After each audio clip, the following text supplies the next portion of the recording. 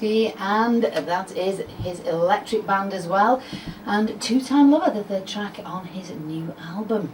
And we've got Gerry right here in the studio about to chat to us about what he's doing and his new band, the electric band. Is that right, Gerry? Yes. Hi, welcome to Deveron FM. Oh, it's lovely to be here. Well, it's lovely to meet you and have you here, especially on a Friday night. We never get visitors on a Friday night. It's very unusual, so it's great. Okay, so can you tell me a little bit about your new album? It seems to me that it's very bluesy influence, very rocky influence. It's a blues album, yeah.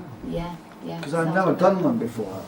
I've dabbled, but I've never actually set out in my. Oh, I think I will do a straight blues album. Right. And I was going to do kind of as a solo thing, just get players in. Okay. And then I was going to do just kind of famous covers of material that really inspired me, kind of thing. But that didn't happen. And what happened was I was on tour in Belgium and doing some solo acoustic gigs, because that's what I kind of give up on the electric side of things. And an old friend of mine, David Innes, the fantastic drummer, absolutely mind-blowing drummer, phoned me out of the blue and wanted to get like an old version of the band that we had 20 years previously together, and I said no, I'm not into that. And then he said, well, how about a totally new band? And I said, well, you get the guys, I'll come back up to Aberdeen, because I was living in Perthshire. Oh, right, okay. And I'll come up to Aberdeen, we'll have a jam, see what it's like, and I'll either go with it or not. So I went up, and he had a fantastic young guy called Peter Narojczyk. Is this the Polish guy? He's a Polish guy on a harp, and he was absolutely fantastic.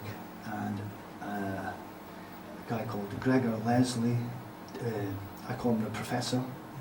He's a fantastic bass player, and within 3 songs we knew, well, yeah, it's going to work. Yeah. So I thought, well, the blues route I was wanting to go anyway, because when I was in Belgium, a lot of the gigs I was doing were kind of blues clubs and stuff, and there's a definite wave happening of that style of music. Right. And there was a lot of bands I was watching, acts that I was watching over there, who just weren't cutting it personally. Right, okay. And I thought to myself, well, I could do that. And if I get the right kind of band, eventually, that was my thought, eventually I'll get a band. So when the phone call came through and it was Dave, I thought, well, he's a real pedigree, top-notch session drummer. Played with Midge and Fish and all the rock bands. Yeah, lots of stuff. Right, done a lot of sessions and stuff. And I thought, well, I can't not have a crack at it, because he is brilliant. And I knew he'd get a couple other guys who were just as good as himself, and he had.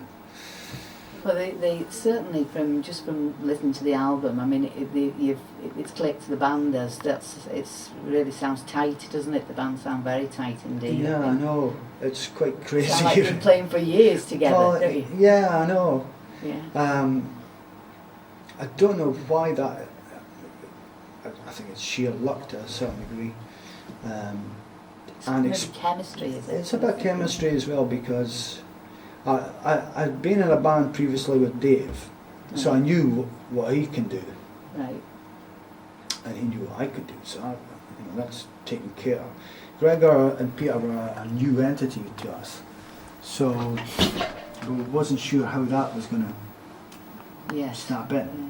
But Peter is he's got a modernistic head on him as a blues player.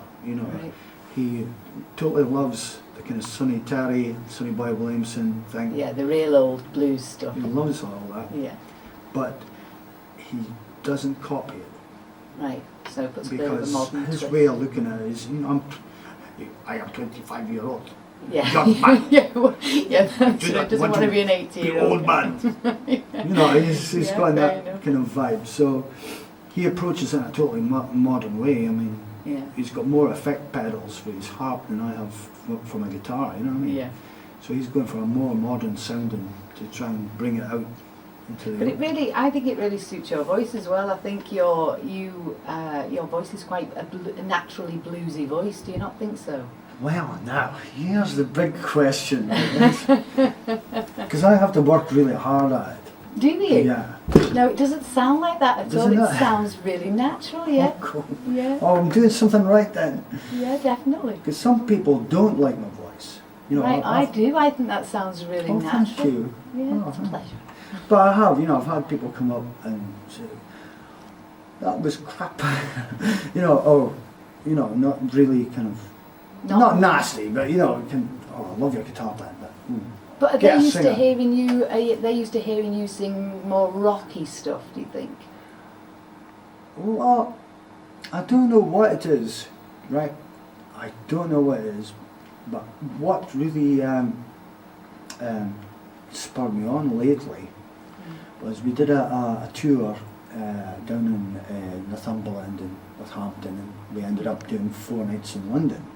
Okay. And most of the people didn't come up and say, what a great guitar player you are. They told you you were a great blues singer. Just, yeah, it was always the voice, and I thought that's really strange. Well, you have. It does to me. That's what it sounds like as well. Oh, well, Like thanks it's- very much. You know, it's a pleasure because it's true. You know, I mean, I wouldn't ever say it if it wasn't true, but.